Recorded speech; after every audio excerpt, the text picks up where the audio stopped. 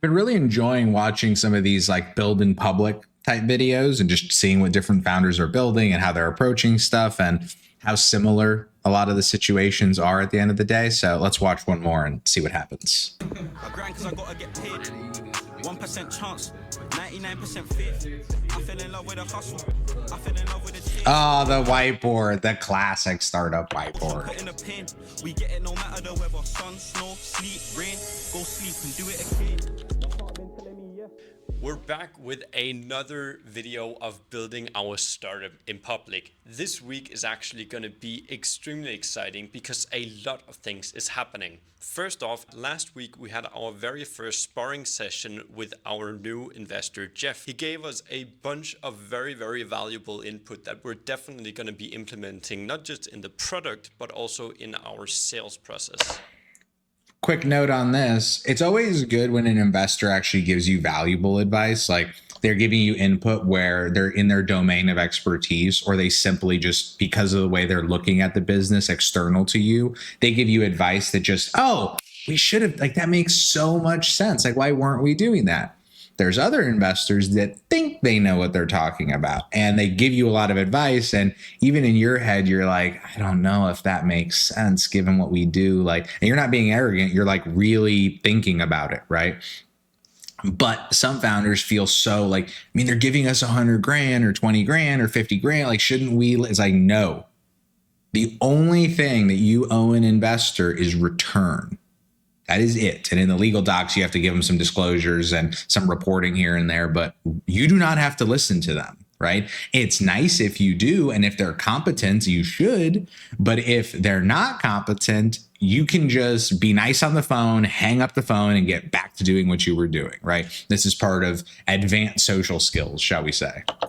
We're also officially going to be announcing the investment later this week. So Jeff is swinging by the office to make some content for us to announce it properly. So announcing the investment, I don't know if they're closing their round or just like kicking it off, but either way, it's a good idea to do something like this because it can build FOMO, it can build interest. You can do it a lot of ways. One, announcing it on your own stuff. So it sounds like they're building content and stuff, but you can also do more paid PR where you spend money and have it pushed out to a bunch of different investors. You can obviously reach out to journalists that maybe want to cover your space. And if your business is exciting enough and the investor is exciting enough or the narrative is exciting enough, you can find different ways of getting the news out there. And if it's the beginning of the round, getting more interest. If it's the end of the round, maybe you add a little bit more money, or maybe you're building interest for the next round. There's a lot of really good reasons to have good PR when it comes to your raise.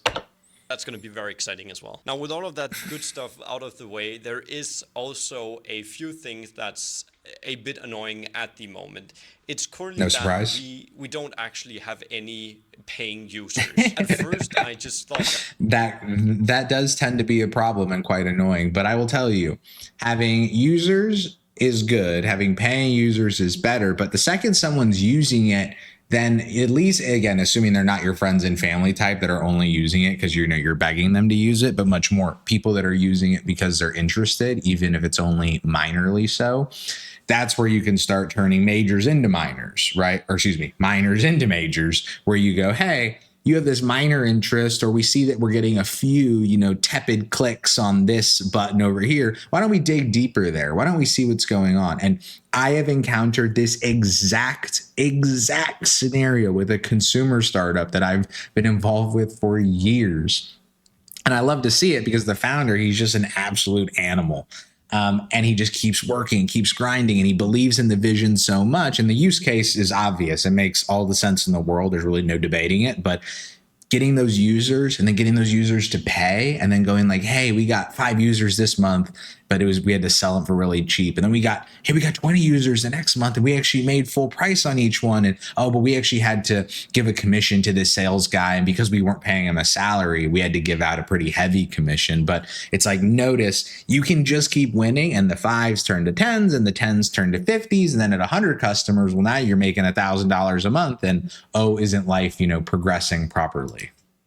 that it was because our product was usable but not sellable, meaning that the agencies would actually use the product, but it's not valuable enough for them to pay for it. But after talking to Jeff, we quickly realized that that might not be the case. It's probably just us positioning and framing ourselves wrong. So what does that— If it's good enough to use, generally speaking, it's good enough to pay for. It's a question of how you capture that value. Some you're charging a SaaS fee, some you're charged like a monthly subscription of $99 a month or $9,000 a month, whatever.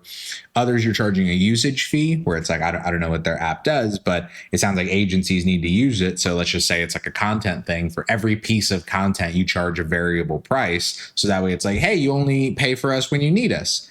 This could be pluses and minuses because now every time they use the system, they're like, oh, it costs me money. Versus if they have unlimited access for $100 a month, well, now they're super excited because, hey, now access is totally free and they can just do as they like.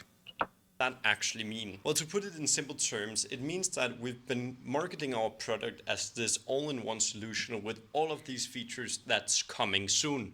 But the reality is that that is not our platform yet. So when we— It's very common. People will sell the future of their business and they're like, we're valuable then. It's like, no, you need to be valuable now and then. If you're only valuable then, that means you're not valuable now. Do you hear what you're saying to the investors, to the customers, to yourself? Like what you have, again, sometimes it's just reframing on the founder's mind is it must be valuable, or what you're building should be valuable enough to pay for. If you're trying to solve 20 things, why don't you solve one of them well enough that someone will give you $5 for, and then you go solve the other 19 things and add $5 per, and now, oh, look, we have a full price SaaS, that we're charging for on a monthly basis, but we did it Lego by Lego, brick by brick. We didn't just try and do an all-in-one or downplay the present to upsell the future. Went out to new customers saying that we will have meta integration very soon and we will have upload features very, very soon. They get very excited about it. But in reality, they just get excited about the future of the product and the future use case of the product, not the current. Also saying we're going to have it very soon. What do you mean very soon? Because I know that I've planned for things to be done this Friday, and then 3 Fridays later, the team's not even being lazy. It's just this problem and that problem. We had to do this. It's like, don't overpromise, underpromise, overdeliver. Oh, we're expecting to have it out by the end of the year. And then you really get it done in 3Q. You get to announce it early if you want. But if you say, hey, we're targeting 3Q and you don't get it out till 4Q, it just looks like you missed your deadline. And as the customer or whatever, you don't care, but it's not a loss when you could have, it's a loss when you could have had a win if you had just structured the positioning better.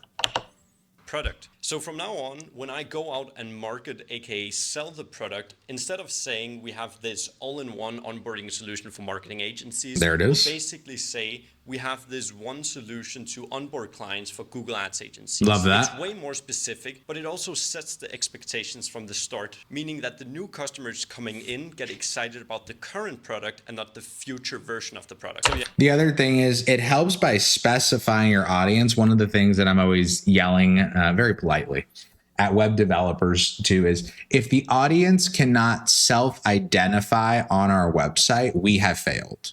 Like if we build a website, like when you go to Fiverr, right, and you get something built by them, it's like Fiverr's like for freelancers, like for people looking to hire freelancers and for people who want to be freelancers. It's like, great.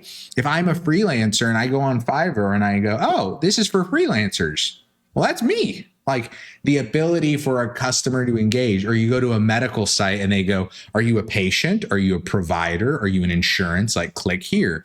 Even if you don't really care, you have the ability to self-identify and then make a decision. Oh, well, that's the part that's for me. Do I want to engage with it? Similarly, if you say we help ad agencies with Google ads and help them onboard clients, well, now if I'm a Google ad agency owner and I hear that, I go, well, now it's not like, do I run an agency? Because what does an agency mean, right? Agencies could offer 50 different services. It's, are you an agency that offers Google's ads? Or are you a Google ads agency? Now, if I run one, I hear it and I go, he's talking to me. Now, do I care what he's saying? Yeah, obviously we've been focusing a lot on the development of the platform, but the truth is that the one core thing that matters right now is just getting that first paying customer. And that, by the way, turns out to be very freaking hard. But obviously we believe in this product and we truly see a future for it in the market. And honestly, I'm just super excited to see this thing grow. I think getting customers is hard, can be hard. It doesn't have to be. Meaning, if this platform is really valuable, meaning it works, like let's just say that the Google Ads onboarding process is painful for agencies and they're looking for a solution or would be interested in one. I'm not saying you can walk out your door and talk to 20 agencies, but you're targeting social media agencies. Like these people all have LinkedIn's, Instagrams, websites, and they're all monitoring them constantly. If you reach out to enough of them and you use enough of your network, which I'm sure you know people in the space that could hook you up, you could go to one, say, hey, let us give you the product for free. We're going to do a freemium. We're going to give it to you for the first 10 customers, 20 customers, 60 days, whatever it is, increment. And if you like it, then the fee after that's going to be $200 a month. Like you could just do that. And yes, it might be hard in the sense you have to spend a bunch of time doing it, but the process is actually dead simple and easy, right? It's just talk to enough agencies that one eventually gives you a shot to try it. They see your business is valuable enough and you have the contracts ready for them to sign to start paying for it. Like there's the other side where it's like, oh, how do we do this? And we have to come up with this big sales process. And how are we going to market to onboard 100 agencies? It's like nobody cares about that. And it's not realistic for most startups.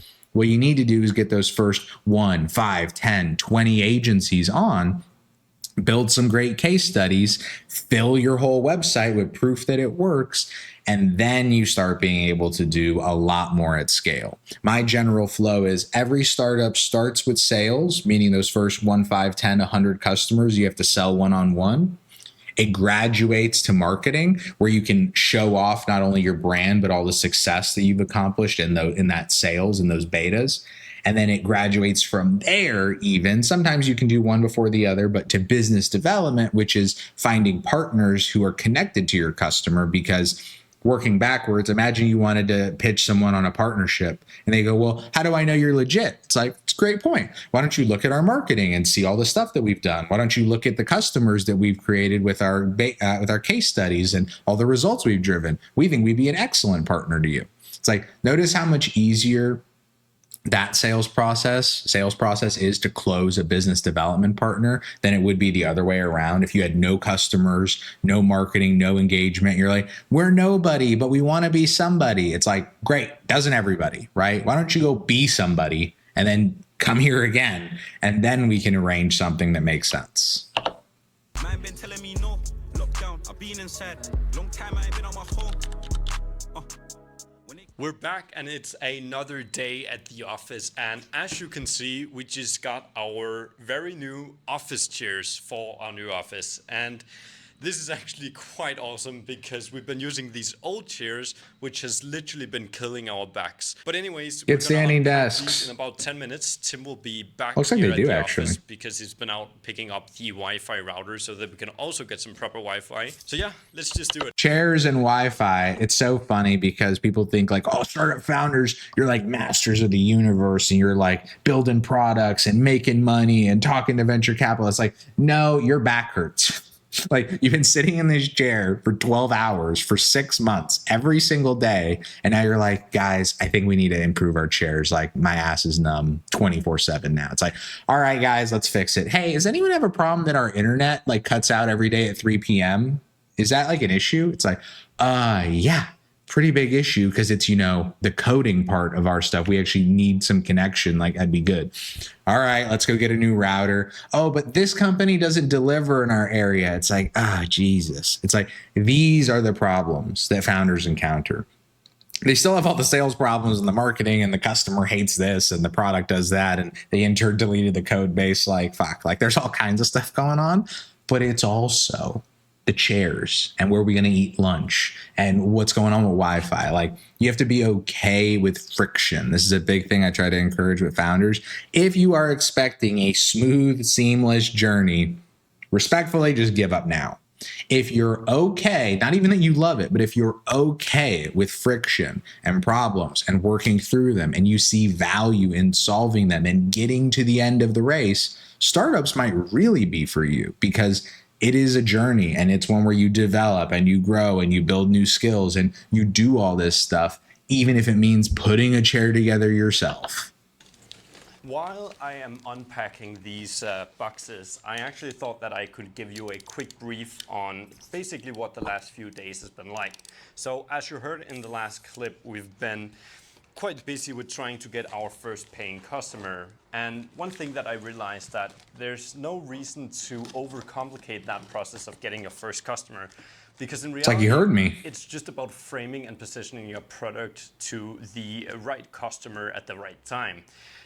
What I realized is, like, literally the most effective strategy for us is literally just reaching out to people on LinkedIn. So like pre-qualifying them. This is not pre-watched. This is just one of the things I always tell founders are, when you're hiring an expert, like someone who does finance for you, someone who does law for you, someone who does marketing for you, I want you to hire the board expert, the one that's just done this so much. They're like, oh my God, another founder agreement. Yeah, another safe. Yeah, another convertible. Oh, great. I have to set up one more CRM and one more funnel. Okay. You want someone that's done something so much over and over and over again that it is boring to them to a certain degree, that they're like, yep, here, I have my 20 playbooks. Let's just go.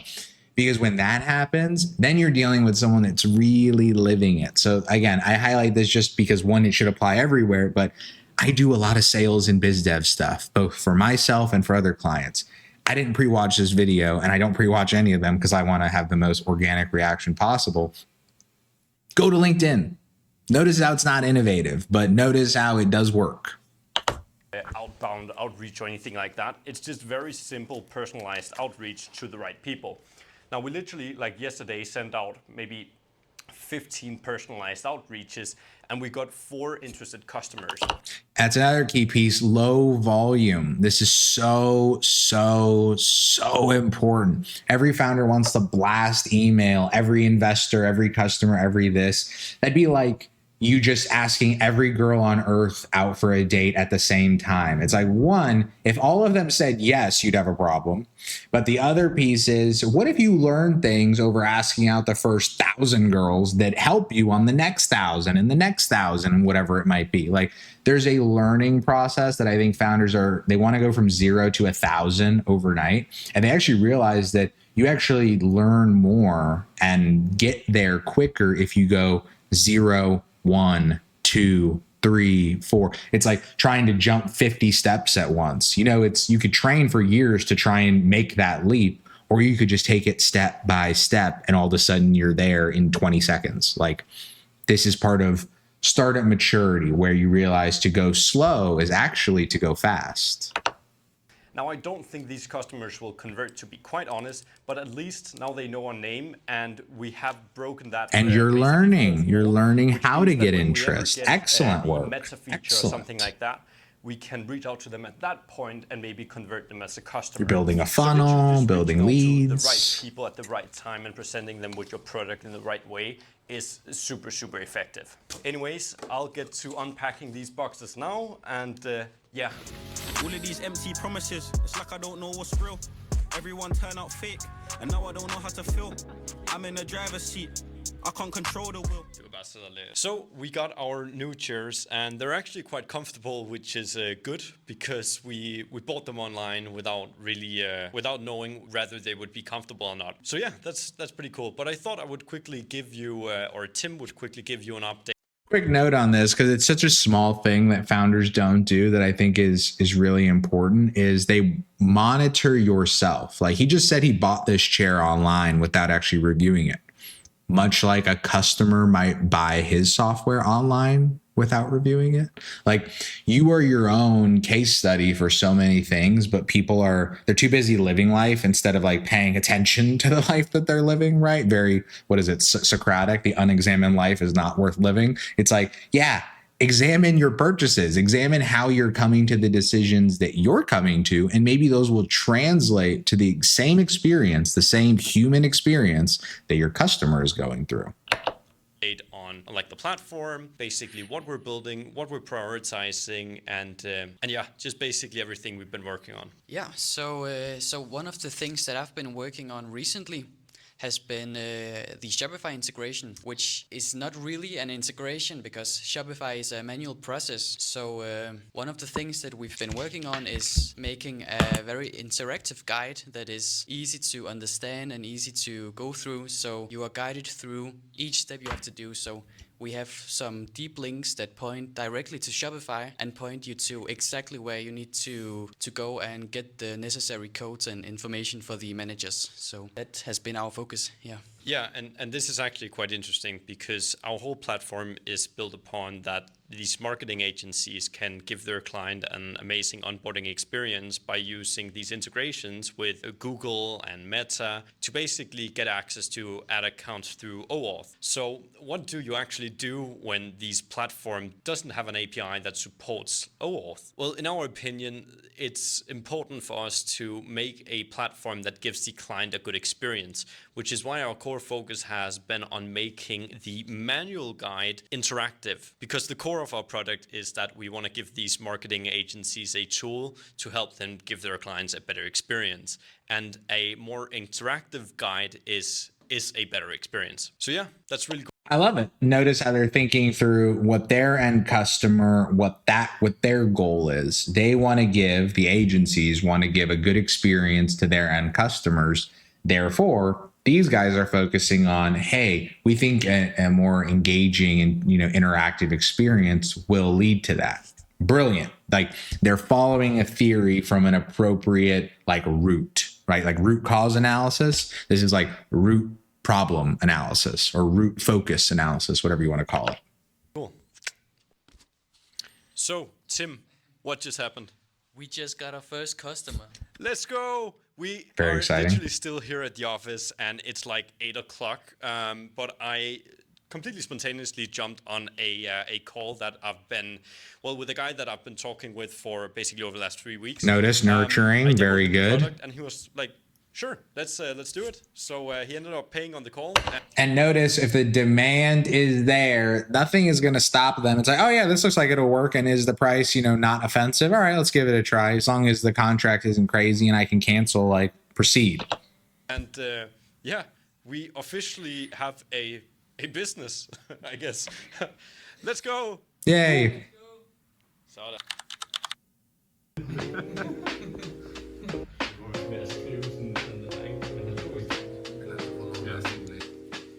All right, so I thought it would make sense to sit down with Jeff so he could probably introduce himself, and I'll try to ask him some question about why the fuck he invested in us. So why did you invest in us? Yeah, I don't know. No, I came across DuoFlow on LinkedIn, I think, and then I started watching you on YouTube as well. Thought, whoa, that's a pretty cool guy. What is it this tool actually does, and what can it help marketing agencies with? And I've been working with marketing since 2010. So two things I want to notice here. Notice how, one, this guy's an expert in the field. Like he's been around it. It sounds like he's got some money, at least enough to invest in these guys, right? And the other piece to it is he started by noticing this guy, like the founder. I forget the founder's name. My apologies, good sir. But he noticed him on YouTube and he noticed who he was. Like he said he was cool, but I bet what he was really thinking is like, oh, this guy seems like put together. This guy seems like he's really hustling. This guy seems like he's got like a good head on his shoulders, right? This guy's showing me signs of someone worth caring that they exist, right? And then he's obviously an investor type, or at least interested in considering it. And then he digs a little deeper. And oh, this cool guy building this marketing thing, I happen to be a marketing expert. I see it. I believe in it. I've experienced this problem. Some of your best early investors are people that have experienced and are just people that are you with more money, that really experience the problem and go, oh yeah, I'd love to invest in this solution because I'm someone that clearly see it's real. I'm a CMO today. I've been through several marketing agencies, and what I see always is the onboarding flow is pretty shitty. So you have a very good recognition of a problem. Love that. You have someone pitching you. These are the agents that are going to work with you, the specialists, Meta, Google Ads, etc. And then once you have to go through the onboarding, you have to add your ad accounts, your Google Analytics, then it's PDFs, it's emails that's difficult to understand how to do it. And it's kind of what DuFlow is helping solve for both for the agency, but also for someone like me as a CMO. Yeah, I love exactly. it. And Very great positioning. Do you expect to get your money back? Of course. No, I think for me, it's when I invest in companies like this, it's, and I know it's kind of a cliche, but you invest in the people as well. And these guys, Ta-da. 3 guys sitting in the back here, are just very cool guys. And I can also see from the platform that's been developed already, the UX, the UI is very good. That's also something that's very important to me. And also just that it kind of solves an issue, a real issue. It's not some... The problem is legitimate. Let's listen to why this investor cared and see if you can't mimic it. The problem is real. He has experience with the problem himself. He thinks the UI and UX is pretty solid. He likes the team. Like, they're giving you the playbook, right? They're giving you the playbook right here. Something that you kind of have to invent and find a solution for. This is something that I've experienced in my own life and as a CMO, and that's very, very important that it kind of solves something. It's a no-brainer to me. Well, yeah, it's honestly so incredible to have Jeff on, and what's really, really cool, as you also heard from the clip yesterday, we got our first paying customer yesterday. And one thing that's really talk cool about timing is before the investor walks in. Like basically our first meeting, actually, so strategy meeting, we talked about this framing and positioning of the product, and basically just by implementing that, we closed our first customer, and we've already filled up. Notice how Jeff's advice is helpful because Jeff's a marketing guy that understands positioning. Yes, we should probably listen to what Jeff has to say. Like, does it mean we have to do every single thing that he wants us to do? Maybe, maybe not, because he's not as close to the product, to the day-to-day, to the customer as we are potentially. But is he someone who's lived it and has experience and can give specific feedback in his domain of expertise? Brilliant. The pipeline with a lot of people who are probably, hopefully, gonna convert on the same expectation of how we frame the product. So it's really cool to see that you already have an impact. Obviously, you can also bring in a lot of business in terms of potential partnerships. Hopefully, yeah. Another side benefit to getting the right investor who's connected to your business or your industry, or they have friends, they've been around. Like, I don't know how old Jeff is, but let's say he's 5-10 years older than this guy. It's like, yeah, he's got 5-10 years of working with agencies and businesses and people you can call up and go, hey, I invested in this company. I think they're pretty legit. You run an agency. Do me a solid. Check out their platform. If you love it, great. But if you don't love it, just tell me why and see what you think. And all of a sudden, 10 agencies get on and check it out. And they go, hey, it's actually pretty good. And 2 go, it seems cool, Jeff, but we have like these 6 issues with it. Then Jeff feeds it back to the founders. The founders determine which issues are worth solving, which make sense, which don't. Maybe Jeff's connected to like an agency group where there's like hundreds of agencies, and kind of how I talked about earlier, sales, marketing, biz dev. Well, now they've got some sales. They're clearly already doing marketing stuff, and now they can translate that into partnerships. Ta-da. So it always just makes very well sense. So yeah, incredible. Let's go. Let's go.